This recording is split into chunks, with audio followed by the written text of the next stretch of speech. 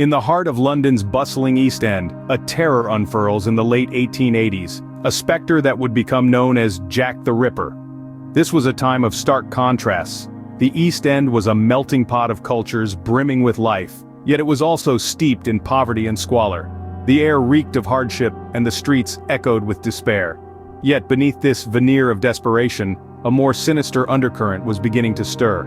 In this world where survival was a daily struggle, the unfortunate Mary Ann Nichols, a woman who had known a life of hardship, met a fate far grimmer than any she had previously endured.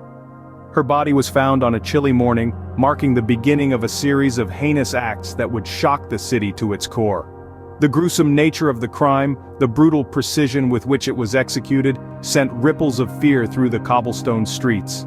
News of the murder spread like wildfire, fueling a growing sense of dread. The brutality of the act, the audacity of the killer, it was beyond anything the city had experienced. The terror was palpable, as the denizens of the East End grappled with the reality of a monster in their midst. The once bustling streets grew eerily quiet, the vibrant life of the city muted by a fear that clung to the air like a dense fog. Yet, amidst this atmosphere of dread, life in the East End continued. The markets still opened, the pubs were still filled with the sounds of laughter and banter, but beneath it all, the city was holding its breath, waiting for the specter to strike again. Every shadow seemed to hold a threat, every stranger a potential monster. The city was in the grip of a terror that was as tangible as it was elusive. As the city's underbelly shivered in fear, none could fathom that this was just the beginning of a reign of terror. The name Jack the Ripper was yet to be known, but his shadow had already begun to loom over the streets of the East End, an enigma wrapped in shadows. In the wake of Mary Ann Nichols' tragic end, the Ripper's bloodlust remained unsated. The streets of Whitechapel would soon be stained again, this time with the lifeblood of Annie Chapman. Known to her friends as Dark Annie, her life was brutally extinguished on the morning of September 8, 1888. The nature of her injuries suggested a chilling precision, a cold detachment that hinted at a possible medical background of the killer. Just a few short weeks later, Elizabeth Stride, a Swedish immigrant known as Long Liz, would meet a similar fate. Her body, discovered in the early morning hours of September 30th, bore the signature of the same shadowy figure. Yet Stride's murder was merely the opening act of that fateful night. The Ripper, it seemed, was not yet satisfied. Catherine Eddowes was to become his second victim in the span of a few hours. Eddowes, a woman of 43, was found mutilated beyond recognition in Mitre Square. The level of brutality was extreme, even for the Ripper, suggesting an escalation in his violent tendencies. As the autumn leaves fell, so too did the final victim of this monstrous predator. Mary Jane Kelly, a young woman of just 25, was found in her room at Miller's Court on November 9th. Her demise was the most gruesome of all the Ripper's victims. The savagery of her murder was such that it left no doubt. This was the work of a killer who, with each passing murder, was becoming more audacious, more brutal, and more proficient in his grim craft. The Ripper's spree had become a bloody waltz, as he danced with death in the foggy alleyways of Whitechapel. Each murder, more brutal than the last, painted a portrait of a man who took pleasure in his grim work, a man who, to this day, remains a faceless specter in the annals of criminal history. In the midst of this mayhem, letters began to arrive, penned with chilling allure and signed, Jack the Ripper. From the dark abyss of London's underbelly, these letters seeped into the public consciousness, adding a new layer of fear and fascination to the unfolding horror.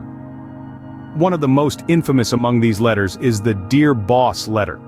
Received by the Central News Agency in late September of 1888, it was the first to introduce the world to the name Jack the Ripper. The letter was filled with a brazen arrogance and a macabre sense of humor that sent shivers down the spine of the city.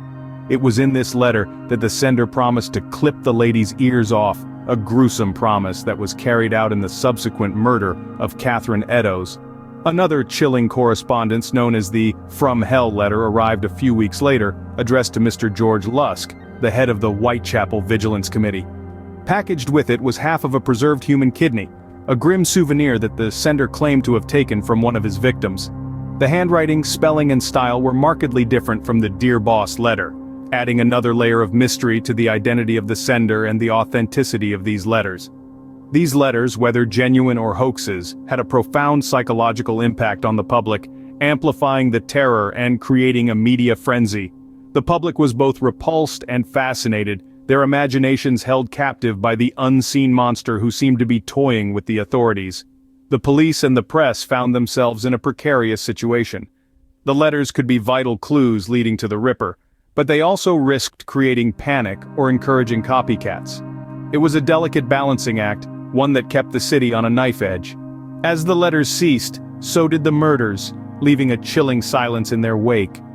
The voice of Jack the Ripper faded into the abyss from whence it came, leaving behind a legacy of fear, fascination, and unsolved mystery. In the void left by the Ripper, speculations and suspicions began to swirl. As the fog of Whitechapel thickened, so did the rumors and theories. Over the years, countless suspects have been proposed, each more intriguing than the last. Among the myriad of possibilities, a few stand out, casting long shadows over the cobblestone streets of London's East End. One theory points to the medical profession. Some believe that the Ripper's gruesome precision suggested a surgical background. Take, for example, Montague John Druitt, a barrister and a teacher with a keen interest in surgery, or even the renowned physician Sir William Gull, who served as the Queen's surgeon. Their knowledge of human anatomy could potentially explain the Ripper's gruesome modus operandi. Then, there's the theory of royal connections. A popular, albeit sensational claim suggests that the Ripper was none other than Prince Albert Victor, the grandson of Queen Victoria. Conspiracy theories suggest a cover-up at the highest levels of British society, a secret so damning it was buried deep within the royal vaults. And let's not overlook the theory that flips the script entirely, the notion of a female Ripper. Yes, you heard right. Some believe that the Ripper might have been a woman, a theory popularized by Inspector Aberline himself, one of the lead detectives on the case. This Jill the Ripper theory posits a midwife, moving undetected in the early morning hours, her bloody apron dismissed as a consequence of her profession. From surgeons to royals, from men to women, the list of suspects is as varied as it is vast. Each theory, each suspect brings with it a new perspective, a new possibility. Yet despite the endless speculation, despite the countless accusations, the true identity of the Ripper remains elusive. Despite the myriad theories and suspects, the identity of the Ripper remains shrouded in mystery. Over a century has passed, yet the shadow of the Ripper continues to loom large. His name, Jack the Ripper, synonymous with terror and mystery, has woven itself into the very fabric of our culture. Unsettling as it may be, our fascination with this infamous figure has never waned, but rather it has grown, evolved, and taken on a life of its own. From literature to film, from television to the digital age, the Ripper's tale has been told and retold countless times, each rendition adding another layer to the enigma. He's been portrayed as a madman, a gentleman, a doctor, even a time traveler, an embodiment of our deepest fears and darkest curiosities. Each interpretation, while unique, shares a common thread, the allure of the unsolved, the unexplained, the inexplicable. Yet, this fascination isn't confined to the realm of fiction. The Ripper's legacy has spurred on generations of amateur sleuths and professionals alike, all drawn in by the tantalizing promise of finally unmasking the man behind the myth.